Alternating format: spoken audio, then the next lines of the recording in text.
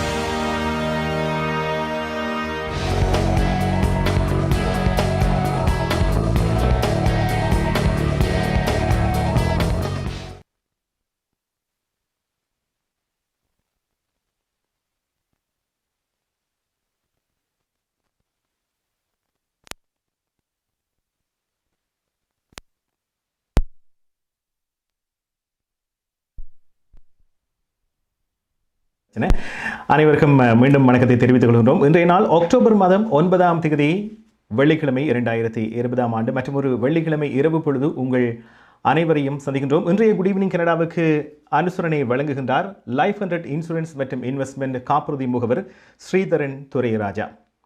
சரி, இன்றைய good evening கனடாவில் என்ன விடயங்கள் எல்லாம் இடம்பெறப் போகின்றன பார்க்கலாம். அனைவருக்குமே தெரிந்த விடயம், கோவிட்-19 நோய் தொற்று பரவல் இரண்டாவது அலை பரவலாக அனைத்து இடங்களிலுமே தொற்றாளர்களின் எண்ணிக்கை அதிகரித்து கொண்டு செல்கிறது. ஆகவே கடந்த முதலாவது அலையிலும் பார்க்க இரண்டாவது அலை மிகவும் வேகமாகவும் அதிக இடங்களிலும் பரவி இருக்கிறது. ஆகவே இது தொடர்பான செய்திகள் இடம்பெறப் போகின்றன. இவை தவிர பல இடங்களில் ஸ்டேஜ் 1, 2, 3, 4 1, 2, 3, 4 என்று கட்டங்கட்டமாக பல விபரங்கள் பகிரப்பட்டன. பல விடயங்களுக்கு அனுமதி வழங்கப்பட்டது. இப்பொழுது மீண்டும் அது அமலில் வந்திருக்கிறது. ஆகவே புதிய கட்டுப்பாடுகள் விதிக்கப்பட்டிருக்கின்றன. ஆகவே இது தொடர்பான செய்திகள், அதோடு எங்களுக்காக ஒரு பாடல் வழங்கியிருக்கின்றார்கள் எலிசபெத் மாலினி மற்றும் மறைந்த எஸ்பி பாலசுப்ரமணியம் இணைந்து படைத்த ஒரு கலைப்படைப்பு எங்களுக்காக இருக்கிறது. கனேடிய செய்திகள் இவைதான் இன்றைய குட் ஈவினிங் கனடாவில் இடம்பெறப் போகின்ற விடயங்கள். சரி, முதலில் கோவிட்-19 நோய் தொற்று பரவல் இரண்டாவது அலை பலரும் அறிந்த ஒன்று. முதலாவது அலையிலும் பார்க்க இரண்டாவது அலை மிக மிக மோசமாக இருக்கிறது. அதிக தொற்றாளர்கள் நாளுக்கு நாள் அதிகரித்து கொண்டே செல்கிறது. கனடாவில் அனைத்து இடங்களிலுமே தொற்று அதிகரித்து கொண்டு செல்கிறது. குறிப்பாக ஒன்டாரியோ, கியூபெக்கை எடுத்துக்கொண்டால் நாளுக்கு நாள் தொற்றின் எண்ணிக்கை அதிகரித்து கொண்டே செல்கிறது. அதிக தொற்றாளர்கள் இருக்கின்றார்கள். குறிப்பாக ஒன்டாரியோவை பொறுத்தவரையில் இன்று மீண்டும் ஒரு புதிய பதிவு செய்திருக்கிறது. ஆகவே அதிகளவான தொற்றாளர்கள் பதிவாகி இருக்கின்றார்கள். ஆகவே வருகின்ற இந்த வார இறுதி நாட்கள், அதாவது இன்று வெள்ளிக்கிழமை, சனி, ஞாயிறு, திங்கட்கிழமை நீண்ட வார விடுமுறை, தேங்க்ஸ் கிவிங் டே விடுமுறை தினம் திங்கட்கிழமை கொண்டாடப்பட இருக்கிறது. ஆகவே ஏற்கனவே பல முன் அறிவித்தல்கள் விடுக்கப்பட்டிருக்கின்றன, எச்சரிக்கை விடுக்கப்பட்டிருக்கிறது. எப்படியெல்லாம் நீங்கள் இருக்க வேண்டும், என்னென்ன விடயங்கள் எல்லாம். இதில் இன்னும் ஒரு விடயம் சொல்லப்பட்டிருக்கிறது. எங்கெங்கெல்லாம் இந்த நோய் தொற்று பரவிக்கொண்டிருக்கிறதோ அந்த இடங்களிலே கட்டுப்பாடுகள் கொண்டு வரப்பட வேண்டும் என்று தொடர்ச்சியாக இப்பொழுது 2-3 நாட்கள் தொடர்ச்சியாக அரசாங்க மட்டத்தில், அரசியல் மட்டத்திலே பேச்சுக்கள் அடிபட்டு கொண்டே இருக்கின்றன. அந்த வகையில் வருகின்ற அக்டோபர் 17ஆம் தேதிக்குள் எத்தனை ஆயிரம் தொற்றாளர்கள் இருப்பார்கள், எத்தனை மரணங்கள் ஏற்பட போகும் என்று ஒரு கணிப்பு வெளியிடப்பட்டிருக்கிறது. ஆகவே அடுத்த வாரத்துக்குள் கனடாவில் மேலும் 1,98,000க்கு அதிகமான தொற்றாளர்கள் பதிவாகலாம் என்று சொல்லப்பட்டிருக்கிறது. ஆகவே இப்பொழுது இருப்பதிலும் பார்க்க இப்பொழுது 1,78,000 தொற்றாளர்கள் இருக்கின்றார்கள். அதை தாண்டி வருகின்ற அக்டோபர் 17ஆம் தேதி அளவிலே 1,98,000, கிட்டத்தட்ட 20,000த்துக்கு அதிகமான தொற்றாளர்கள் புதிதாக இருப்பார்கள் என்று சொல்லப்படுகிறது. அதே போன்று மரணங்கள் என்று பார்க்கின்ற பொழுது இந்த தொற்றாளர்கள், இந்த தொற்றினால் மரணங்கள் 9,800ஆக இருக்கும் என்றும் எச்சரிக்கை விடுக்கப்பட்டிருக்கிறது. ஆகவே இந்த கணிப்பிடலை வெளியிட்டிருக்கின்றார் தலைமை சுகாதார அதிகாரி டெரேசா டேம் அவர்கள். இன்று ஒரு நீண்ட பத்திரிகையாளர் சந்திப்பு இடம்பெற்றிருந்தது. பலர் அதிலே கலந்து கொண்டிருந்தார்கள். கனேடிய பிரதமர், துணை பிரதமர், மருத்துவ அதிகாரிகள் அனைவருமே இணைந்து இந்த பத்திரிகையாளர் மாநாட்டில் பல விடயங்களை சொல்லியிருந்தார்கள். அதில் பல விடயங்கள் சொல்லப்பட்டன. ஒன்று, இந்த கணிப்பு அடுத்த வாரம் எவ்வளவு தூரம் இந்த எண்ணிக்கை இருக்க போகிறது. அதை தவிர அரசாங்க மட்டத்திலே முற்றுமுழுதாக இந்த பொருளாதாரத்தை முற்றிலும் பாதிக்காத வகையில் ஏற்கனவே பாதிப்பு வந்திருக்கிறது. இருந்தாலும் இன்னும் மோசமடையாமல் இந்த பொருளாதாரத்தை கட்டியெழுப்புவதற்கும் தொடர்ச்சியாக ஒரே அளவில் வைத்துக் கொள்வதற்கும் பல்வேறு திட்டங்கள் அரசாங்கத்தினால் முன்னெடுக்கப்பட்டிருக்கின்றன. ஆகவே அது தொடர்பாகவும் நாங்கள் பார்க்க இருக்கின்றோம். அதற்கு முன்பு தலைமை மருத்துவ அதிகாரி தெரேசா டேம் அவர்கள் இன்று விடுத்திருக்கின்ற இந்த கணிப்பீடு என்ன பார்க்கலாம். There have been 175,559 cases of COVID-19 reported to date, including 9,557 deaths. Labs across Canada continue to test at a high rate, with an average of over 71,000 people tested daily last week, and 2.5% of these testing positive. National case count has doubled since our last epidemiology and modelling update on September the 22nd. Yesterday, with over 2,400 new cases reported, we had the highest one-day increase in reported cases since the start of the pandemic. The acceleration of epidemic growth is concerning. The actions of individual Canadians are needed now to reverse this trend. As we've said before, these national trends are a composite of the regional epidemics that vary widely across the country. The incidence of COVID-19 is increasing in several provinces, with the most rapid increases occurring in Quebec, Ontario, and Alberta. In contrast, there has been no significant resurgence of cases in the Atlantic bubble, and there has been no community transmission of COVID-19 in the territories. So the time-varying effective reproduction number, or RT, represents how many people are being infected by each new case. When each new case infects less than one person, the epidemic will die out. Canada's RT has been greater than 1 since the end of August, meaning that every 100 cases in Canada is passing the virus to more than 100 others, and so on, with each new generation of spread getting a bit larger. So we need to limit our contacts and opportunities for the virus to spread to bring the RT below 1 again. On Canadian data up to October the 2nd, short-term forecasting shows the predicted cases and deaths due to COVID-19 out to October the 17th. The graph on the left shows the predicted number of cases could be in the range of 188,150 to 197,830 by October the 17th. The graph on the right shows the predicted number of deaths could be in the range of 9,690 to 9,800 by October the 17th. Note that the line tracking cumulative deaths increases in a single step by 114. This does not reflect a single-day increase, but rather the reconciliation of data from Ontario for deaths that occurred in the spring or summer. The forecast has been adjusted to account for this new information.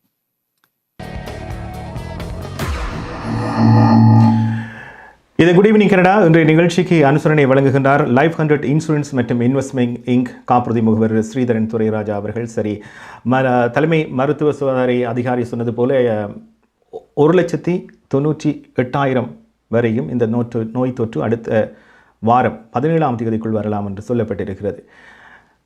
ஒன்டாரியோவையும் குயிபெக்கையும் பொறுத்தவரையில் பல்வேறு கட்டுப்பாடுகள் விதிக்கப்பட்டிருக்கின்றன. ஏற்கனவே face 1 ஆரம்பத்திலே என்னென்ன எல்லாம் வந்ததோ அந்த கட்டுப்பாடுகள் எல்லாம் மீண்டும் அமலுக்கு வரப்போகின்றன, வந்து கொண்டிருக்கின்றன. இன்றும் பல அறிவித்தல்கள் வெளிவந்திருக்கின்றன. ஆகவே இதில் சொல்லப்படுகின்ற விடயம் என்னவென்றால், தனி நபர்கள் ஒவ்வொருவரும், அதாவது இது குடும்பமோ அல்லது குழுக்களோ அப்படி இல்லாமல் வீட்டில் இருக்கின்ற ஒவ்வொருவரும் தனித்தனியாக நாங்கள் ஆரம்பத்தில் என்னவெல்லாம் செய்தோமோ அதையும் திரும்பியும் மறுபடியும் செய்ய வேண்டும். அனைத்தையும் அப்படி செய்தோமாக இருந்தால், சுகாதார விதிமுறைகளை பின்பற்றினோமாக இருந்தால், இந்த 2வது அலையிலிருந்து நாங்கள் மீண்டு வர முடியும் என்று அரசியல் மட்டத்திலும் மருத்துவ மட்டத்திலும் பல அதிகாரிகள் சுட்டிக்காட்டியிருக்கின்றார்கள். ஆகவே ஒன்டாரியோ கியூபெக்கை பொறுத்தவரையில் அதிகளவான தொற்றுகள் ஏற்பட்டு கொண்டிருக்கின்றன. தொடர்ச்சியாக ஒன்டாரியோவை இன்று எடுத்துக்கொண்டால் மீண்டும் ஒரு புதிய பதிவு செய்திருக்கிறது. 939 தொற்றாளர்கள் ஒரே நாளில் பதிவாகியிருக்கிறார்கள். ஆகவே ஒன்டாரியோ முதல்வர் டக்ஃபோர்ட் அவர்கள் குறிப்பிட்ட ஒரு விடயம் என்னவென்றால், 100க்கும் குறைவாக இருந்து இப்பொழுது மீண்டும் ஒரே நாளில் 939 என்பது மிகவும் ஒரு நீண்ட ஒரு எண்ணிக்கை. ஆகவே பல விடயங்கள் அவருக்கு சொல்லப்பட்டிருந்தன, பல அறிவுறுத்தல்கள் பல மருத்துவ அதிகாரிகள் பல மட்டத்திலும் அவருக்கு விரிவாக விளங்கப்படுத்தப்பட்டிருந்தன. இருந்தாலும் ஏற்கனவே தளர்த்தப்பட்ட சில விதிமுறைகளை அவர் மீண்டும் நடைமுறைக்கு கொண்டு வருவதற்கு சற்று தயக்கம் காட்டினார். காரணம், ஒரு தனி மனிதனாக எல்லோருக்குமே அவர்களுடைய குடும்பம், அவர்களுடைய பிரச்சனை எல்லாம் இருக்கும். ஆகவே நாங்கள் தனியாக இருக்கிற பொழுது மீண்டும் கொண்டு வருகின்ற பொழுது இவ்வளவு தூரம் கஷ்டப்பட போகின்றோம். இதை தாண்டி தொழில் வாய்ப்பில் இருப்பவர்கள், குறிப்பாக வியாபார ஸ்தாபனங்கள் வைத்திருப்பவர்களுடைய வியாபாரம் எப்படி பாதிப்படைகிறது, இதையெல்லாம் அவர் கருத்தில் கொண்டதாக சொல்லியிருந்தார். அவர் சொன்ன ஒரு விடயம் என்னவென்றால், 2-3 நாட்களாக தான் தூங்கவில்லை என்று சொல்லியிருக்கின்றார். ஆகவே தொடர்ச்சியாக இது பற்றிய சிந்தனை, இது பற்றிய விவரங்களை பலரோடு பேசி கொண்டிருந்ததால் தனக்கு இரவு நேரத்திலே தூக்கம் கூட வரவில்லை என்று குறிப்பிட்டிருக்கின்றார். ஆகவே இன்று அவரும் ஒரு பத்திரிகையாளர்களை சந்தித்து பல விவரங்களை பகிர்ந்து கொண்டிருந்தார். ஆகவே அதிலே அவர் என்ன கூறியிருந்தார் பார்க்கலாம். Friends, you know exactly what I know. You've received the same briefing that I received last night. In the last week, the pandemic has picked up speed at an alarming rate. My friends, the situation today is extremely serious. On September the 1st, we had just over 110 new cases. 5 weeks later, today we're at 939 new cases. As we post record testing numbers, the percentage of people testing positive is rising too quickly, with some communities showing as high as a 10% positivity. The virus is starting to spread to older people, as number of contacts for every confirmed case has exploded, sometimes in the thousands. All trends are going in the wrong direction. Left unchecked, we risk worst-case scenarios, first seen in Italy and New York City. An increase in cases is just one part of the story. We're struggling to see early signs of further spread in long-term care. This is something we must avoid at all costs. And as long as this virus is spreading at the rate in the community, our long-term care homes remain vulnerable. Hospitalizations and the number of people in intensive care have increased by 250%.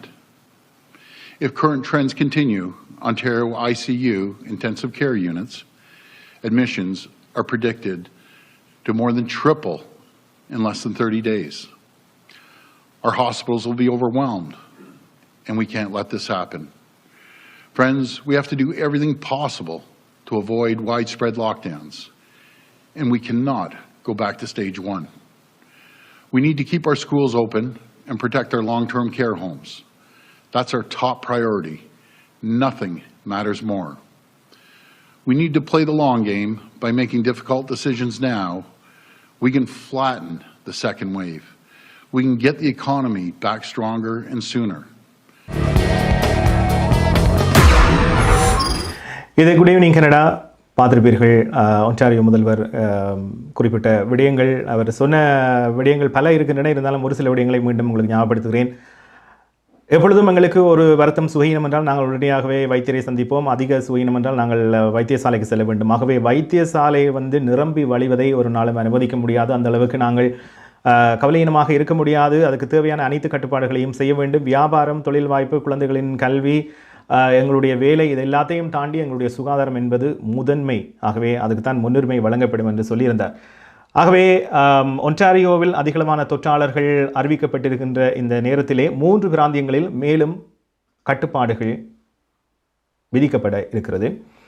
இன்று நள்ளிரவு 12:01, அதாவது சனிக்கிழமை அதிகாலை 12:01 Toronto, Ottawa, feel பிராந்தியம் ஆகிய 3 பிராந்தியங்களிலும் குறைந்தது 28 நாட்களுக்கு 2ஆம் நிலை கட்டுப்பாட்டுக்கு தள்ளப்பட்டிருக்கிறது. ஆகவே ஸ்டேஜ் 2ல் என்னென்ன எல்லாம் இருந்ததோ அதே போன்று 2ஆம் நிலை கட்டுப்பாட்டுக்கு தள்ளப்பட்டிருக்கிறது. குறிப்பாக இது 28 நாட்களுக்கு அமலில் இருக்கும் என்று சொல்லப்பட்டிருக்கிறது. இதிலே பல விடயங்கள் சொல்லப்பட்டாலும் குறிப்பாக சொல்லப்பட்ட விடயம் இந்த 3 பிராந்தியங்கள் நான் சொன்னது போல டொரண்டோ, பீல், மற்றும் ஒட்டோவா இதில் தான் அதிக தொற்றாளர்கள் இருப்பதாக சொல்லப்பட்டிருக்கிறது. ஆகவே அடுத்தடுத்த வாரங்களில் ஏனைய பிராந்தியங்களுக்கும் வரலாம், பொறுத்திருந்தான் பார்க்க வேண்டும். இவர்களில் முக்கியமாக சொல்லப்பட்ட விடயம், இந்த 3 பிராந்தியங்களிலும் உள்ளக உணவகங்கள், அதாவது நீங்கள் சென்று உணவகங்களில் உள்ளே இருந்து உணவருந்துவதற்கு அனுமதி கிடையாது. ஆகவே நீங்கள் டேக் அவுட் எடுத்துக்கொள்ளலாம் அல்லது டெலிவரி மூலமாக நீங்கள் பெற்றுக்கொள்ளலாம். உடல் பயிற்சி நிலையங்கள், அதாவது நீங்கள் எந்த ஃபிட்னஸ் இடங்களுக்கு செல்வதாக இருந்தாலும் உடற்பயிற்சி நிலையங்கள் முழுமையாக மூடப்பட்டிருக்கிறது. அதோடு திரையரங்குகள் கடந்த 2-3 வாரங்களுக்கு முன்பு தான் மீண்டும் திரையரங்குகள் எல்லாம் திறக்கப்பட்டிருந்தன. இருந்தாலும் இப்பொழுது மீண்டும் திரையரங்குகள் மூடப்பட்டிருக்கின்றன. இவை அனைத்துமே அடுத்து வருகின்ற 28 நாட்களுக்கு மூடப்பட்டிருக்கும் என்று சொல்லப்பட்டிருக்கிறது. ஆகவே நீங்கள் உள்ளே செல்வதற்கு அனுமதி கிடையாது. இருந்தாலும் உணவகங்களை பொறுத்தவரையில் நீங்கள் டேக் அவுட் டெலிவரியாக பெற்றுக்கொள்ளலாம். அதே நேரத்தில் இன்னொரு விடயம் சொல்லப்பட்டிருக்கிறது. அதில் என்னவென்றால், மாகாண ரீதியில் சரி அல்லது தேசிய மட்டத்திலும் சரி பல்வேறு தரப்பட்ட தொழில் நிறுவனங்களுக்கு பல வசதிகளும் அவர்களுக்கும் சில சலுகைகள் வழங்கப்பட இருக்கின்றன. முதலில் ஃபோர்ட் அவர்கள் இந்த புதிய விதிமுறைகள் குறித்து என்ன சொல்லியிருந்தார் பார்க்கலாம். Effective Saturday, 12:01 a.m., we're implementing new public health measures for Toronto, Ottawa, and Peel region. Restaurants and bars will be closed for indoor dining. Takeout delivery and outdoor dining will continue. Indoor gyms and fitness centers will be closed. Outdoor services and fitness centers will be permitted. Cinemas, theaters, casinos, racing establishments, museums, galleries, and attractions will all be closed in these communities. No personal care services will be allowed where face coverings must be removed for the service. Food courts and indoor dining at malls must be closed except for takeout. All retail stores can remain open. Schools will not, I repeat, not be closed. Places of worship will not be closed. These measures are in effect in Toronto, Peel, and Ottawa for 28 days, after which they'll be reviewed by the Chief Medical Officer of Health and the Public Health Measures Table. I can't stress this enough on how difficult, how painful it was to make this decision. My heart just breaks for these folks, and I understand what this decision means to each and every one of you. And I can tell you, I didn't sleep last night. Believe me, this weighs heavy on me for making this decision. I know what this will do to businesses who are already struggling. I want to talk directly to business owners and workers who will be affected by this.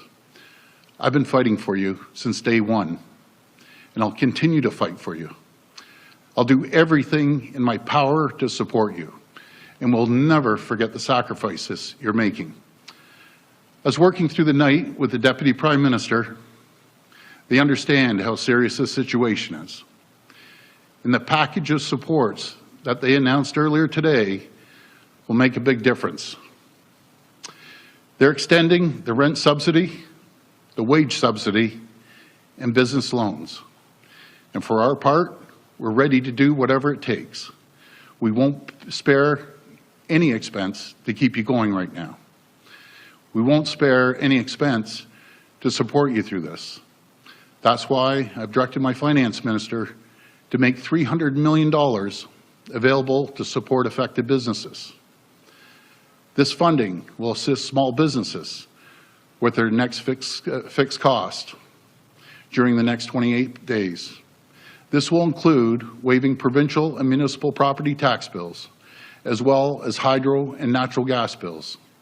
This money will be made available as soon as possible, and we will release more details in the coming days.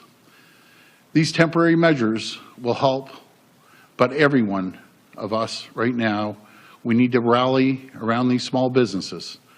Please support them as much as possible. Please order takeout. We can all play a part in supporting our restaurants through this difficult time. My friends, this is a serious situation. I'm asking everyone to make responsible decisions to keep you and your families safe this holiday. We must do everything we can to stop this surge and keep everyone safe and healthy.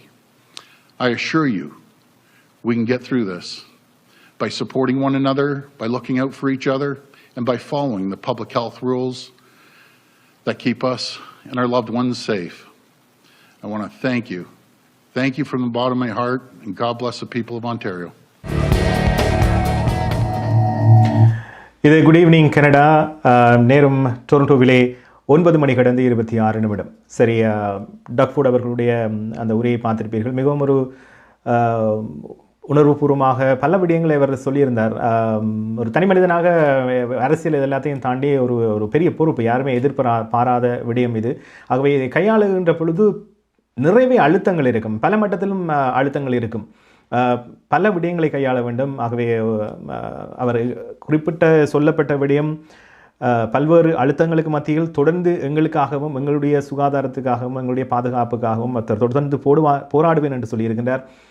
எல்லாவற்றையும் தாண்டி தனதுடைய மிகவும் கஷ்டமான விடயங்களை சொல்ல வேண்டி இருக்கிறது என்று சொல்லியிருக்கின்றார். குறிப்பாக இந்த சிறு தொழில் ஸ்மால் பிஸ்னஸை பொறுத்த வரைக்கும் மிகவும் பாதிப்படைந்திருக்கின்றார்கள். ஏற்கனவே கடந்த இந்த வருடம் இப்பொழுதுதான் ஆரம்பித்தது போல இருக்கிறது. ஏற்கனவே நாங்கள் 10 மாதத்தை நிறைவு செய்து விட்டோம். ஆகவே இந்த நோய் தொற்று பரவல் என்பது கடந்த பல மாதங்களாக வியாபாரத்திலிருந்து அனைவத்தையும் பாதிப்படைக்க செய்திருக்கிறது. அந்த வகையில் இந்த வியாபாரங்களை பொறுத்தவரையில் எப்படி கடந்த காலங்களில் இந்த சப்சிடி மற்றும் அவர்களுக்கான இந்த வாடகை ரெண்ட் உதவி எல்லாம் வழங்கப்பட்டதோ அதே போன்று லோன்ஸ், பிஸ்னஸ் லோன்ஸ், கடனுதவி கூட வழங்கப்படும் என்று சொல்லியிருக்கிறார்கள்.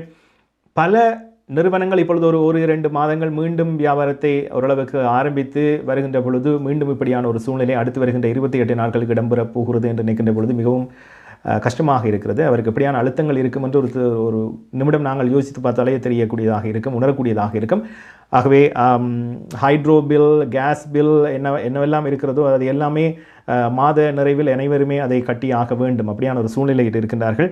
ஆகவே முடிந்தளவு அவர் சொன்னது போல $300 மில்லியன் ஒன்டாரியோ மாகாணத்தை பொறுத்தவரையில் இந்த சிறு தொழில் மற்றும் வியாபார நிறுவனங்களுக்கு வழங்கப்படும் என்று சொல்லப்பட்டிருக்கிறது. தன்னால் முடிந்தளவு என்னவெல்லாம் செய்ய முடியுமோ அதை எல்லாவற்றையும் செய்து தொடர்ந்து இந்த 2வது அலையிலிருந்து நாங்கள் மீளுவதற்கு தன்னால் முடிந்த அனைத்து உதவிகளையும் செய்வேன் என்று சொல்லியிருக்கிறார். ஆகவே நான் சொன்ன மாதிரி அரசியல் வேறு விடயங்கள் எல்லாத்தையும் தாண்டி ஒருவருக்கு அது ஒரு மாகாண முதல்வராக என்னவெல்லாம் மக்களுக்கு செய்ய முடியுமோ அதையெல்லாம் தன்னால் செய்ய முடியும் என்று சொல்லியிருக்கின்றார்.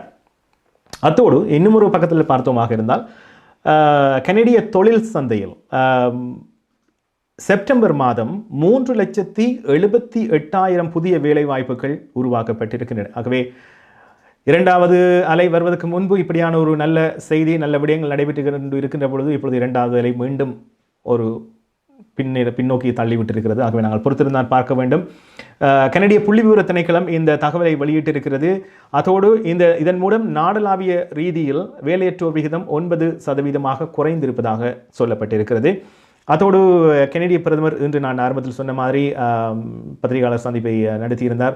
அதிலே இன்னும் பல விடயங்கள் சொல்லப்பட்டிருந்தன, இன்னும் பல சலுகைகள் வழங்கப்பட போவதாக சொல்லப்பட்டிருக்கிறது. குறிப்பாக பொருளாதாரத்தை பொறுத்தவரையில், கனேடிய பொருளாதாரத்தை பொறுத்தவரையில் ஒரு மந்த நிலைக்கு செல்லாமல் எல்லோருமே பயந்து கொண்டிருக்கின்ற ஒரு விடயம், வீடு விலை குறைய போகிறது, பிஸ்னஸ் எல்லாமே வியாபாரங்கள் எல்லாம் மூடப்பட போகின்றன, பலருக்கு வேலை வாய்ப்பு ஏற்கனவே இழக்கப்பட்டு விட்டதாகவே இது எங்கே போய் முடிய போகுது என்று பயந்து கொண்டிருக்கின்ற இந்த நேரத்தில் அவர்கள் இன்னும் தங்களால் முடிந்த அளவு சலுகைகளை வழங்கி ஓரளவுக்கு ஒரு ஸ்திரத்தன்மையோடு இந்த பொருளாதாரத்தை வைத்துக் கொள்ள வேண்டும் என்று முயன்று கொண்டிருக்கிறார்கள். அந்த வகையில் கனடிய பிரதமர் ஜஸ்டின் ட்ரூடோ அவர்கள் இன்றைய இந்த சந்திப்பில் என்ன கூறியிருக்கின்றார் பார்க்கலாம். We're at a tipping point in this pandemic. Not only is the second wave underway, yesterday we hit the highest daily recorded cases, well above what we saw this spring. I know this is discouraging, especially going into Thanksgiving weekend. But remember this, when things were at their bleakest during the first wave, Canadians pulled together and flattened the curve. Every time you wear a mask, every time you stay home when going out is unnecessary, every time you help a friend download the COVID Alert app, you are part of the solution. We flattened the curve before, we can do it again. And now, we have even more tools to help us. On Tuesday, Minister Anand and Minister Haidu announced that the government has signed an agreement with Abbott Rapid Diagnostics for up to 20.5 million rapid tests. The COVID Alert app is up and running in 8 out of 10 provinces, now including PEI, and has been downloaded more than 4 million times. The more people use the app, the more powerful this tool will become. It's another way for each of us to do our part to protect our loved ones, our neighbours, and our fellow Canadians. Our top priority is keeping Canadians safe as we support people through this storm. This morning, we received the news that 378,000 jobs were added to the economy in September as the unemployment rate continues to go down. This is good news for a lot of people, but we also know that there's still lots more work to be done. Earlier this week, Canadians could begin accessing the Canada Recovery Sickness Benefit and the Canada Recovery Caregiving Benefit for people who are not covered at work if they get COVID-19 or if a family member gets sick. Next week, applications will also open for the Canada Recovery Benefit, which is replacing CERB for those who can't access EI. At the same time, we're also looking at how else we can support businesses, as we outlined in the throne speech. Today, we are announcing new support for Canadian businesses so that they can keep workers on the job and get through the coming months. Deputy Prime Minister Freeland will provide more details, but here's the bottom line. Even if many businesses have now reopened, most are not back to full capacity, while many others are facing the uncertainty of a second wave. Our goal is to support Canadian employers and help businesses bridge to better times. That's why we are updating support for commercial rent and mortgage payments with the new Canada Emergency Rent Subsidy. This will provide support to businesses directly, not through landlords. For businesses who've seen a revenue drop, the new rent subsidy can support up to 65% of eligible expenses and up to 90% for businesses temporarily shut down by a mandatory second wave public health order. At the same time, we are extending the wage subsidy at a rate of up to 65% of eligible wages to December and expanding the Canada Emergency Business Account for those small businesses that need it, including with an additional $10,000 forgivable loan. We'll also work to target financial support directly to businesses that have temporarily shut down as a result of local public health directions. We know this second wave will be even harder for those who get hit. That's why our response needs to be targeted and effective. Small and large businesses create jobs, drive our economy, and make our communities stronger. Our government will continue to do whatever it takes to support them.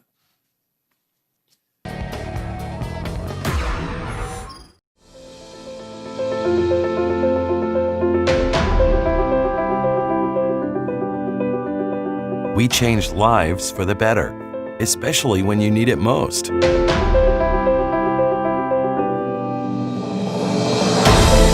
We change lives by providing simple solutions. We believe in positive changes, peace of mind, and financial security. Life is for living, no matter what happens.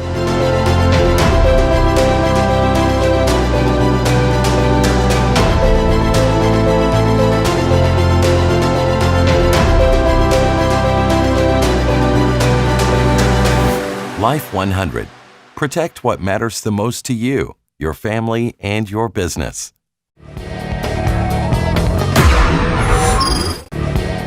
இது good evening Canada. நேரம் டொரண்டோவிலே 9 மணி கடந்து 35 நிமிடம். இன்றைய good evening கனடாவுக்கு அனுசரணை வழங்குகின்றார் life 100 insurance மற்றும் investment ink காப்புறுதி முகவர் ஸ்ரீதரன் துரைராஜா அவர்கள். ஜஸ்டின் ட்ரூடோ அவர்கள் சொன்னது போல அரசாங்கத்தால் முடிந்தளவு இன்னும் வருகின்ற மாதங்களில் பல சலுகைகள் வழங்கப்பட போன்றன. ஏற்கனவே சர்பை பற்றி குறிப்பிட்டிருந்தோம், எங்களுடைய நிகழ்ச்சியிலும் அதை பற்றி சொல்லியிருந்தோம். ஆகவே 12-13ஆம் தேதி அளவில் அந்த கொடுப்பனவுகள் ஆரம்பமாகும் என்று சொல்லப்பட்டிருக்கிறது. EIE ஏற்கனவே ஆரம்பிக்கப்பட்டு விட்டது. ஆகவே அதையெல்லாம் கவனத்தில் எடுத்துக்கொள்ளுங்கள். வீடு விற்பனை சந்தையை பொறுத்தவரையில் பார்த்தீர்களானால் ஜூலை, ஆகஸ்ட், செப்டம்பர் இந்த 3 மாதமும் தொடர்ச்சியாக ஒரு நல்ல நிலையில் இருந்து வந்திருக்கிறது. வீடு விற்பனையை பொறுத்தவரையில் வாங்குவதாக இருந்தாலும் சரி, விற்பதாக இருந்தாலும் சரி, மல்டி ஆஃபர்ஸில் இன்னும் வீடுகள் விற்பனையாகி கொண்டிருக்கின்றன. நான் சொன்னது போல பொருளாதாரத்தை முடிந்தளவு நன்றாக வைத்திருப்பதற்கு இதுவும் வீட்டு விற்பனை என்பதும் அதுவும் ஒரு முக்கியமான பங்கு இருக்கிறது அந்த மார்க்கெட்டை பொறுத்தவரையில். அந்த வகையில் இப்பொழுது இன்று இந்த வெளியிடப்பட்ட சுகாதார விதிமுறைகளின்படி ஓப்பன் ஹவுஸ் நீங்கள் போடுவதாக இருந்தால் கூட அனைவருமே நீங்கள் புகைப்படங்கள் பார்க்கலாம் இணைய வழியிலாக. அதே நேரத்தில் விர்ச்சுவல் வீடியோ காட்சி இருக்கிறது, அதிலே நீங்கள் வீடுகளை பார்க்கலாம். இதை தாண்டி நீங்கள் அதையும் தாண்டி அந்த வீடு பிடித்திருக்கிறது நேரடியாக நீங்கள் பார்க்க வேண்டுமாக இருந்தால் உங்களுடைய முகவரை அணுகி அதுக்கான நேர அட்டவணையை ஒழுங்குபடுத்தி நீங்கள் சென்று பார்க்கலாம் என்று சொல்லப்பட்டிருக்கிறது. 10 பேர் மட்டுமே உள்ளரங்கில் அனுமதிக்கப்பட்டிருக்கின்றார்கள், வெளிப்புறத்தில் 25 பேர். ஆகவே இது மீண்டும் 2வது ஸ்டேஜ் 2க்கு இன்று இந்த விதிமுறைகள் அறிவிக்கப்பட்டிருக்கின்றன. இன்று நள்ளிரவு, அதாவது சனிக்கிழமை அதிகாலை 12:01 ஆரம்பமாகிறது. அதை கவனத்தில் எடுத்துக்கொள்ளுங்கள். அந்த செய்தியோடு இன்றைய கனேடிய நாணய மாற்று விகிதம் எவ்வாறு இருக்க போகிறது பார்க்கலாம். பிராம்டனில் அமைந்திருக்கும் கொலம்பியா குரூப் கொலம்பியா மணி டிரான்ஸ்பரின் அனுசரணையில் கனேடிய நாணய மாற்று விகிதம் இலங்கை 142 இலங்கை ரூபா, இந்தியா 55.25 இந்திய ரூபா, அமெரிக்கா 0.77 அமெரிக்க டாலர், ஐரோப்பா 0.64 யூரோ, சுவிட்சர்லாந்து 0.69 சுவிஸ் பிராங்க், பிரித்தானியா 0.58 பிரித்தானிய பவுண்ட்ஸ், ஆஸ்திரேலியா 1.05 ஆஸ்திரேலிய டாலர், சிங்கப்பூர் 1.03 சிங்கப்பூர் டாலர். பிராம்டனில் அமைந்திருக்கும் கனடா பிராம்டனில் இருக்கும் பெரிய தமிழர் நிறுவனம் கொலம்பியா வெட்டிங் இன்விடேஷன் முதல் அனைத்து பிரிண்டிங் தேவைகளுக்கும் கொலம்பியா பிரிண்டிங். நீங்கள் அனுப்பும் பணம் உலகின் எந்த நாடுகளுக்கும் நம்பிக்கையோடு கிடைத்திட கொலம்பியா மணி டிரான்ஸ்பர். திரைப்படங்கள், பாடல்கள், MP3 என அனைத்தும் உடனுக்குடன் பெற்றிட கொலம்பியா வீடியோ. சொன்னா இது ஒரு குட்டி மால் மாதிரி. இது குட் ஈவினிங் கனடா. இந்த நிகழ்ச்சிக்கு அனுசரணை லைஃப் 100 இன்சூரன்ஸ் மற்றும் இன்வெஸ்ட்மெண்ட் இன்க் பிரதி முகவர் ஸ்ரீதரன் துரைராஜா. சரி, இந்த வருகின்ற 3 நாட்கள் சனி, ஞாயிறு, திங்கள் நீண்ட வார விடுமுறை. ஆகவே ஏற்கனவே அரசாங்க மட்டத்திலே சொன்னது போல உறவினர்கள், நண்பர்கள் எல்லாம் வேறு வீடுகளில் இருந்தாலும் உங்களுடைய வீட்டில் இருப்பவர்களோடு மட்டும் இந்த முறை இந்த விடுமுறையை கொண்டாடுங்கள் என்று பல முறை சொல்லியிருக்கின்றார்கள். மொன்ட்ரியலில் குறிப்பாக ஆங்காங்கே காவல்துறையினர் செக்கிங் செய்யப்போவதாகவும் சொல்லப்பட்டிருக்கிறது. ஒட்டவாவை பொறுத்தவரையில் ஒரு விடயம், அதாவது கடந்த 2-3 மாதங்களிலே அதிகளவிலான டிக்கெட் வழங்கப்பட்டிருக்கிறது. இதுக்கும் கோவிட்டுக்கும் சம்பந்தம் இல்லை. நான் சொல்வது என்னவென்றால், அதிவேகமாக வாகனம் சென்ற காரணத்தாலும், அதே நேரத்தில் நாங்கள் நினைக்கிறேன் ஜூலை மாதத்திலே நாங்கள் பேசியிருந்தோம் எங்களுடைய குட் ஈவினிங் கனடாவிலே, இந்த வாகனத்தை அதிகமான சத்தமாக, அதாவது இந்த எக்ஸோஸ் மிகவும் சத்தமாக பல இடங்களில் தங்களுடைய வாகனத்தை திரும்பி பார்க்க வேண்டும் என்று பல சந்திகளிலே நீங்கள் பார்த்திருப்பீர்கள். சில வாகனங்கள் சுமார் உரிமிக்கொண்டு செல்லும். ஆகவே இந்த விடயங்களுக்காகவும் 7000 டிக்கெட்டு வழங்கப்பட்டிருப்பதாக சொல்லப்பட்டிருக்கிறது. ஆகவே விடுமுறை காலம் மிக மிக அவதானமாக உங்களுடைய வாகனத்தை செல்லுங்கள். உங்களுடைய பாதுகாப்பு, உங்களை சுற்றி இருப்பவர்களின் பாதுகாப்பு என்பது மிக மிக முக்கியம். ஆகவே அந்த செய்திகளுக்கு மத்தியில் ஒரு பாடல், இந்த பாடலை பாடியிருக்கின்றார்கள் டொரண்டோவின் பாடகி எலிசபெத் மாலினி. அவரோடு இணைந்து பாடியிருப்பவர் அண்மையில் மறைந்த பாடும் நிலா SP பாலசுப்ரமணியம் அவர்கள். காட்சி அமைப்பு சிறப்பாகவே இருக்கிறது. ஆகவே நிச்சயமாக உங்களுக்கு அந்த பாடல் பிடிக்கும். காட்சியை பாருங்கள். இந்த பாடல் படமாகிய விதம், அதிலே குறிப்பாக நடித்தவரை பற்றி சொல்வதாக இருந்தால் ஐஸ்வர்யா சந்துரு நடித்திருக்கின்றார். அவரும் ஒரு பாடகி. பாருங்கள்.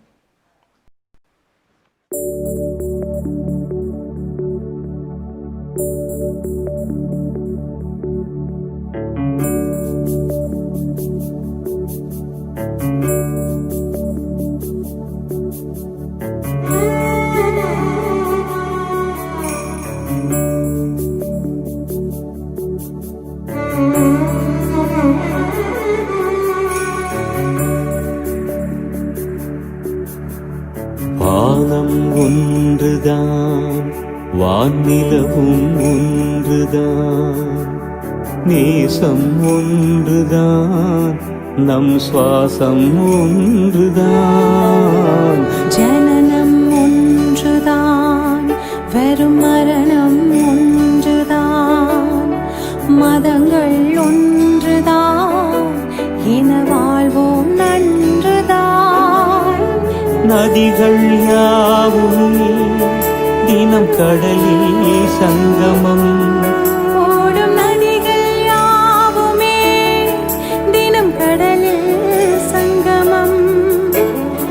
கதிர்கள் யாவும் சேர்ந்துதான் கதிரவன் ஊர்வலம்.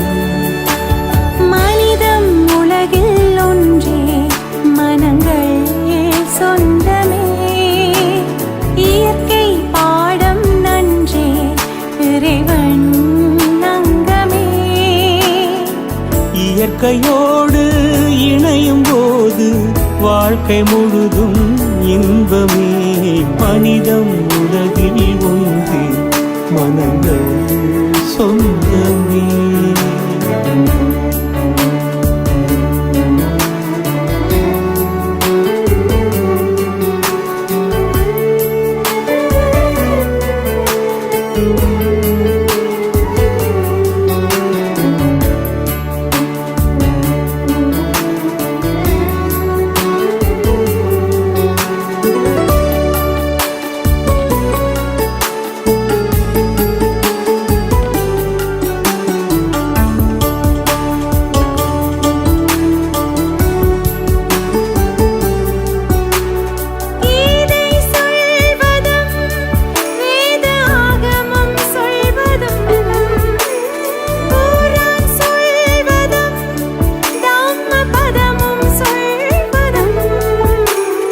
மனித நேயமே, இதில் மாற்றம் இல்லையே, மயக்கம் இல்லையே, வரவேற்கும் வசந்தமே.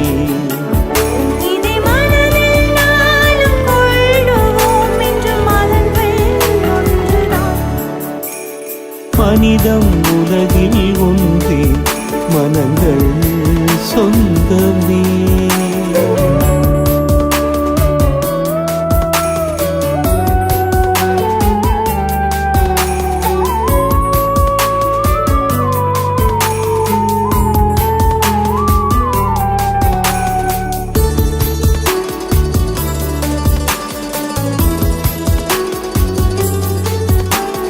பாதை என்பதும் நம் பயணம் என்பதும் பாடம் சொல்லிடும், அதில் ஞானம் மேலிடும். இறைவன் என்பவன் நமக்குள் வாழ்கிறார், இதயம் தன்னிலே அன்பாய் வாழ்கிறார்.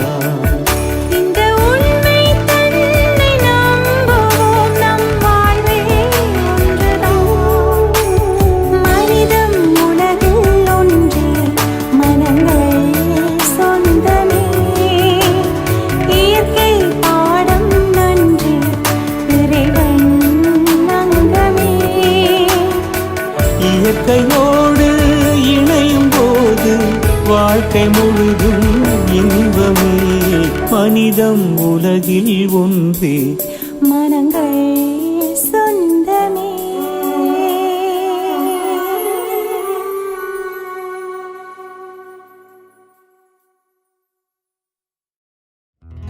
அசைத்து இசைத்தது வலைக்கரம்தான், இசைந்து இசைத்தது புது சுரம்தான்.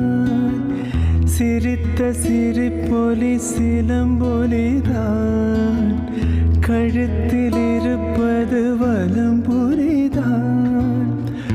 இருக்கும் வரைக்கும் எடுத்து கொடுக்கும், இருக்கும் வரைக்கும் எடுத்து கொடுக்கும். மனதை மயிலிடம் இடந்தேனே, மயங்கி தினம் தினம் விழுந்தேனே. மறந்து இருந்து பறந்து தினம் மகிழ. மார்க்கமன் மெக்னிக்கல் சந்திப்பில் மெஜஸ்டிக் சிட்டியில் லட்டிகா கோல்ட் ஹவுஸ். எண்ணற்ற நவீன டிசைன் 22 கேரட் தூய தங்க நகைகளை பெற்றிட லட்டிகா கோல்ட் ஹவுஸ். இது குட் ஈவினிங் கனடா. நேரம் டொரண்டோவில் 9:45. மனிதம் ஒன்றுதான், மதங்கள் ஒன்றுதான் சிறந்த வரிகளை கொண்டு மறைந்த பாடும் நிலா பாலு எஸ்பி பாலசுப்ரமணியம் அவர்கள், டொரண்டோவின் பாடகி எலிசபெத் மாலினி அவர்கள் இணைந்து பாடிய அந்த பாடல் சிறப்பான காட்சி அமைப்பு, இதில் பல கலைஞர்கள் சேர்ந்து உருவாகி இருக்கின்றார்கள். ஆகவே நிச்சயமாக அந்த பாடல் வரிகள், இந்த பாடல் காட்சி அனைத்துமே உங்களுக்கும் பிடித்திருக்கும் என்று நம்புகின்றோம். தொடர்ந்து நாளை கனேடிய சில நகரங்களில் காலநிலை எவ்வாறு இருக்கப் போகிறது பார்க்கலாம். ஹோம் லைஃப் ஃபீச்சர் ரியல்டிங் வீடு விற்பனை முகவர் மற்றும் புரோக்கரேஜ் செல்வா வெற்றிவேல் அவர்களின் அனுசரணையில் அக்டோபர் மாதம் 10ஆம் தேதி சனிக்கிழமை நிலவும் காலநிலை. டொரண்டோவில் அதிகூடிய வெப்பநிலை 24 பாகை செல்சியஸ், அதிகுறைந்த வெப்பநிலை 5 பாகை செல்சியஸ். நாளைய நாள் சூரிய ஒளி மற்றும் முகில் கூட்டம் நிறைந்த நாளாக இருக்கும். மழைக்கான சாத்தியக்கூறுகளும் தென்படுகின்றன. ஒட்டோவாவில் அதிகூடிய வெப்பநிலை 23 பாகை செல்சியஸ், அதிகுறைந்த வெப்பநிலை 1 பாகை செல்சியஸ். நாளைய நாள் சூரிய ஒளி மற்றும் முகில் கூட்டம் நிறைந்த நாளாக இருக்கும். மழைக்கான சாத்தியக்கூறுகளும் தென்படுகின்றன. மொன்ட்ரியலில் அதிகூடிய வெப்பநிலை 23 பாகை செல்சியஸ், அதிகுறைந்த வெப்பநிலை 3 பாகை செல்சியஸ்.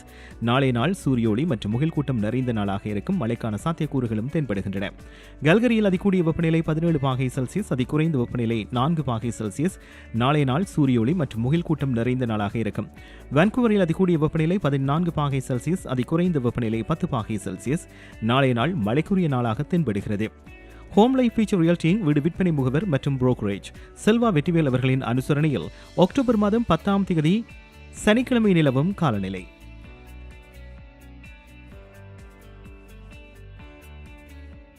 உங்கள் வாழ்க்கையின் வெற்றிக்கு ஹோம் லைஃப் ஃபியூச்சர் ரியாலிட்டியில் இணையுங்கள். Top 5 home life brokerage in Canada. Broker of record Selva வெற்றிவேலின் அனுபவ பட்டறிவுடன் கூடிய பயிற்சி. 600க்கும் மேற்பட்ட முகவர்கள் நமது சமூகத்தில் 1000க்கும் மேற்பட்ட முகவர்களை உருவாக்கிய பெருமை. 4000 சதுர அடி பரப்பில் ஒரே கூரையின் கீழ் private lending, mortgage, investment, law firm, in house training, networking events, seminars, இன்னும் பல. ரியல் எஸ்டேட் துறையில் உங்களை அடுத்த நிலைக்கு உயர்த்திட ஹோம் லைஃப் ஃபியூச்சர் ரியல்டி.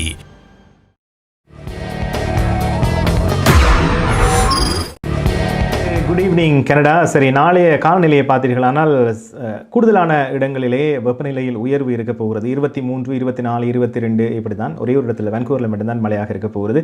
நினைக்கிறேன் நாளைக்கு ஒரு நல்ல நாளாக இருக்கும். காரணம், நாளை சனிக்கிழமை இந்த ஃபால் சீசனில், அதாவது இலை உதிர் காலத்திலே உங்களுடைய பேக்யார்ட், அதாவது வீட்டின் பின்புறத்திலே இருக்கின்ற பொருட்களை துப்புரவு செய்து வீட்டை அடுத்த காலத்துக்கு, அதாவது குளிர்காலத்துக்கு நீங்கள் தயார்படுத்துவதற்கு ஒரு நல்ல சந்தர்ப்பம் நினைக்கிறேன். ஆகவே அனைத்து பொருட்களையும் நீங்கள் மீண்டும் உள்ளே எடுத்து வந்து குளிர்காலத்துக்கு தயாராகுவதற்கு நாளைக்கு ஒரு நல்ல ஒரு நாளாக இருக்கும் என்று நம்புகின்றோம். ஆகவே அந்த தகவலோடு துஷ்யந்தி குணரெண்டம் இணைந்து கொள்கின்றார். கனேடிய செய்திகளோடு பார்க்கலாம்.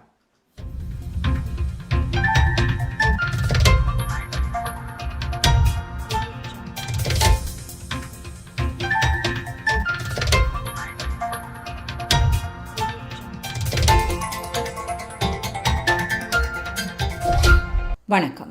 இன்று அக்டோபர் மாதம் 9ஆம் தேதி வெள்ளிக்கிழமை. Life 100 insurance and investment ink காப்புறுதி முகவர் ஸ்ரீதரன் துரைராஜா ஆதரவில் ஒளிபரப்பு.com, தேசியம் நேஷன்.com ஆகிய இணையதளங்களின் இன்றைய கனேடிய செய்திகள். செய்தி தொகுப்பு தேசியம் சஞ்சிகை குழுமம். அடுத்த வாரத்துக்குள் கனடாவில் மேலும் ஆயிரக்கணக்கான புதிய கோவிட் தொற்றுகள் பதிவாகலாம் என மதிப்பிடப்படுகின்றது. கனடாவின் தலைமை பொது சுகாதார அதிகாரி வைத்திய த்ரேசா டேம் இன்று இந்த தகவலை வெளியிட்டார்.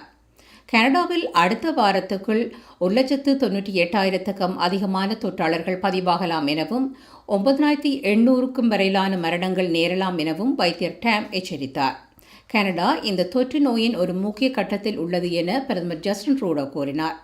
நேற்று கனடாவில் மிக அதிகமான நாளாந்த தொற்றாளர்களின் எண்ணிக்கை பதிவு செய்யப்பட்டதையும் பிரதமர் சுட்டிக்காட்டினார். அத்தியாவசிய தேவைகளை தவிர ஏனைய நேரங்களில் வீட்டிலேயே இருக்குமாறு ஒன்டாரியோவின் மாகாண ரீதியில் கோரிக்கையொன்று விடுக்கப்பட்டுள்ளது என்று ஒன்டாரியோவில் அதிகளவிலான ஒருநாள் தொற்றாளர்களின் எண்ணிக்கை பதிவாகியுள்ள நிலையில் இந்த கோரிக்கை முன்வைக்கப்பட்டுள்ளது. ஒன்டாரியோவில் அதிகளவிலான தொற்றாளர்கள் அறிவிக்கப்படும் 3 பிராந்தியங்களில் மேலும் கட்டுப்பாடுகளை விதிக்கவும் மாகாண அரசாங்கம் முடிவு செய்துள்ளது. டொரண்டோ, ஒட்டாவா, பேல் பிராந்தியம் ஆகிய 3 பிராந்தியங்களும் குறைந்தது 28 நாட்களுக்கு மாற்றியமைக்கப்பட்ட 2ஆம் நிலை கட்டுப்பாடுகளுக்கு நகரவுள்ளன. நள்ளிரவு 12:01 முதல் டொரண்டோ, பேல் பிராந்தியம், ஒட்டாவா ஆகிய பகுதிகளில் புதிய கட்டுப்பாட்டு நடவடிக்கைகள் செயல்படுத்தப்பட உள்ளன. 28 நாட்களுக்கு இந்த கட்டுப்பாடுகள் அமுலில் இருக்கும் என மாகாண அரசாங்கத்தினால் அறிவிக்கப்பட்டுள்ளது. இந்த 3 பிராந்தியங்களிலும் உள்ளக உணவகங்கள், உடற்பயிற்சி நிலையங்கள், திரையரங்குகள் 28 நாட்களுக்கு மூடப்பட உள்ளன. இன்று இரண்டாவது நாளாகவும் ஒன்டாரியோ அதிக அளவிலான கோவிட் தொற்றாளர்களை பதிவு செய்துள்ளது. இன்று ஒன்டாரியோவில் 939 தொற்றாளர்கள் பதிவாகியுள்ளனர். தொற்றின் பரவல் ஆரம்பித்த காலத்தில் இருந்து ஒன்டாரியோவில் பதிவாகியுள்ள அதிகளவிலான ஒருநாள் தொற்றாளர்களின் எண்ணிக்கை இதுவாகும். கியூபெக்கில் இன்று மீண்டும் 1000க்கும் அதிகமான தொற்றாளர்கள் பதிவாகியுள்ளனர். 1102 தொற்றாளர்களை கியூபெக் முதல்வர் இன்று அறிவித்தார்.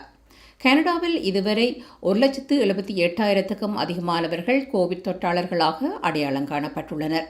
இன்று மாத்திரம் கனடாவில் மொத்தம் 2588 தொற்றாளர்கள் பதிவாகியுள்ளனர். ஆல்பர்டாவில் 277, பிரிட்டிஷ் கொலம்பியாவில் 119, மனிடோபாவில் 84, சஸ்கச்சுவானில் 22, நியூ பிரன்ஸ்விக்கில் 13 என்று தொற்றாளர்கள் பதிவாகியுள்ளனர்.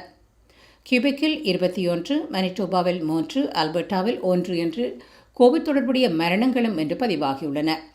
கனேடிய தொழிற்சந்தையில் செப்டம்பர் மாதம் 378,000 வேலைவாய்ப்புகள் இணைக்கப்பட்டுள்ளன என்று கனேடிய புள்ளிவிவர திணைக்களம் இந்த தகவலை வெளியிட்டது.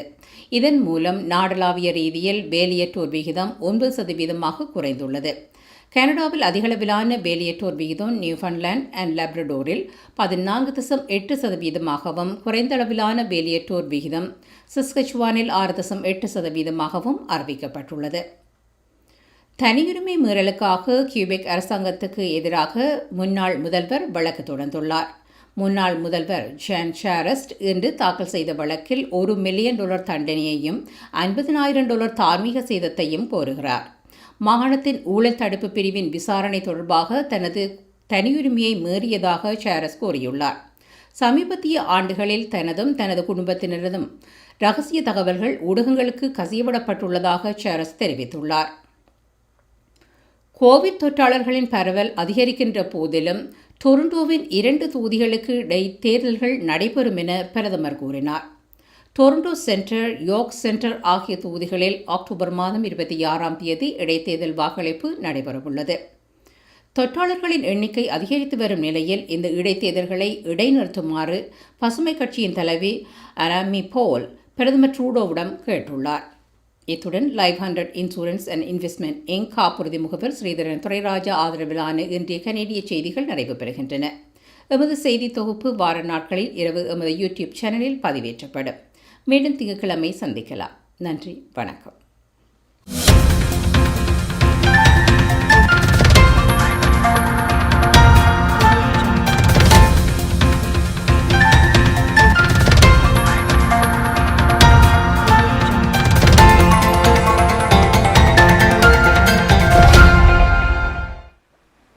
இது குட் ஈவினிங் கனடா. நேரம் டொரண்டோவிலே 9:54. நன்றி துஷ்யந்தி குணரட்னம். கனேடிய செய்திகளுக்கு நீண்ட வார விடுமுறை, ஆகவே நாங்களும் நிகழ்ச்சியை நிறைவு செய்கின்ற நேரத்துக்கு நெருங்கி இருக்கின்றோம். கடந்த மாதம் நாங்கள் அறிவித்தது போல எங்களுடைய நிகழ்ச்சியை பற்றிய உங்களுடைய கருத்துக்களை பதிவு செய்யுங்கள் என்று சொல்லியிருந்தோம். ஃபேஸ்புக்காக இருந்தாலும் சரி, யூடியூப்பாக இருந்தாலும் சரி, கருத்துக்களை தெரிவியுங்கள் என்று சொல்லியிருந்தோம். அத்தோடு எங்களுடைய வாட்ஸ்அப் குழுவத்திலும் நீங்கள் இணைந்து கொள்ளலாம் என்று தெரிவித்திருந்தோம். கருத்துக்கள் கூறியவர்களில் ஒரு அதிர்ஷ்டசாலிக்கு லைஃப் 100 இன்சூரன்ஸ் மற்றும் இன்வெஸ்ட்மெண்ட் இங்கு காப்புறுதி முகவர் ஸ்ரீதரன் துரைராஜா அவர்கள் $50 கிஃப்ட் கார்டு வழங்குவதாக சொல்லியிருந்தார். அது விஸ்வா ஆனந்துக்கு வழங்கப்பட்டிருந்தது. தொடர்ச்சியாக கருத்துக்களை பதிவு செய்து வருகின்றார் விஸ்வா ஆனந்த். அவர்தான் தெரிவு செய்யப்பட்டிருந்தார். இருந்தாலும் அவர் தாயகத்தில் தனக்கு அந்த பரிசு வேண்டாம், தாயகத்தில் யாராவது கஷ்டப்பட்ட ஒருவருக்கு அந்த பணத்தை கொடுங்கள் என்று சொல்லியிருந்தார். அந்த வகையில் நாங்களும் மேலதிகமாக பணத்தை இட்டு தாயகத்திலே, குறிப்பாக வவுனியாவிலே கஷ்டப்படுகின்ற போரினால் பாதிக்கப்பட்ட ஒரு குடும்பத்தில் இருக்கின்ற ஒரு மாணவிக்கு பள்ளிக்கூடம் சென்று வருவதற்கு, பாடசாலை சென்று வருவதற்கு ஒரு துவிச்சக்கர வண்டி, அதாவது சைக்கிள் ஒன்று நாங்கள் அந்த பணத்திலே வாங்கி கொடுத்திருக்கின்றோம். கிருஷ்ணராஜா தனுஷ்யா என்ற அந்த மாணவிக்கு, வவுனியாவைச் சேர்ந்தவர், அவருக்கு நாங்கள் புதிய சைக்கிள் ஒன்றை பாடசாலை செல்வதற்கு வாங்கி கொடுத்திருக்கின்றோம். ஆகவே நன்றி ஸ்ரீதரன் துரைராஜா மற்றும் விஸ்வா ஆனந்த். உங்களோடு சேர்ந்து குட் ஈவினிங் கனடாவும் இணைந்து கொண்டு அதை வழங்கியிருந்தோம். ஆகவே இனிவரும் காலங்களிலும் நாங்கள் இப்படியான தொடர்ச்சியாக சில நல்ல விடயங்களையும் செய்யலாம் என்று நினைத்திருக்கின்றோம். ஆகவே தொடர்ந்து எங்களுடைய நிகழ்ச்சியை பாருங்கள், உங்களுடைய கருத்துக்களை பதிவு செய்யுங்கள், உங்களுடைய நண்பர்கள் உறவினர்களோடு பகிர்ந்து கொள்ளுங்கள். தனியாக ஃபேஸ்புக், யூடியூப் வாயிலாக மட்டுமல்ல, ஐபி தொலைக்காட்சியிலும் ஒளிபரப்பாகிக் கொண்டிருக்கிறது. இந்த நேரத்திலும் நீங்கள் பார்க்கலாம். திங்கள் முதல் வெள்ளி வரை இரவு 9 மணியிலிருந்து 10 மணி வரை டொரண்டோ நேரத்துக்கு ஒளிபரப்பாகிறது குட் ஈவினிங் கனடா. ஆகவே லைக், சப்ஸ்கிரைப் அனைத்தையுமே செய்யுங்கள். இந்த நீண்ட வார விடுமுறையில் குடும்பத்தினரோடு பாதுகாப்பாக இருங்கள். வெளியில் அவசியம் என்றால் மட்டும் செல்லுங்கள். ஆகவே திங்கட்கிழமை குட் ஈவினிங் கனடா இடம்பெற மாட்டாது. நாங்கள் செவ்வாய்க்கிழமை மீண்டும் சந்திக்கலாம். அதுவரையில் நன்றி. Good night.